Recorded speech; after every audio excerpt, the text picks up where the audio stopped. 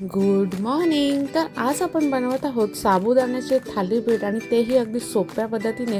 त्यासाठी मी रात्रभर भिजवून ठेवलेला साबुदाणा घेतला आहे, तो मिक्सरमध्ये वाटून घेतला.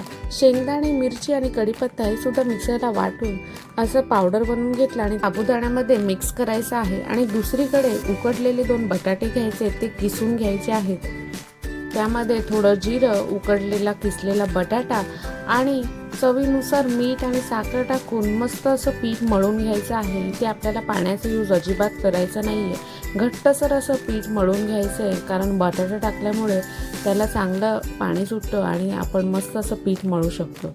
इथे एक ॲल्युमिनियम फॉईल घ्यायचं आहे, त्याला तेल लावायचं आणि त्यावर मस्त आपले थालीपीठ थापून घ्यायचे आहेत. थालीपीठाला दोन्हीकडून मस्त असे क्रिस्पी होईपर्यंत भाजून घ्यायचे आहेत. साईडने घी सोडायचं आहे आणि इथे आपले खमंग असे थालीपीठ रेडी आहेत. भेटूया पुढच्या ब्लॉग.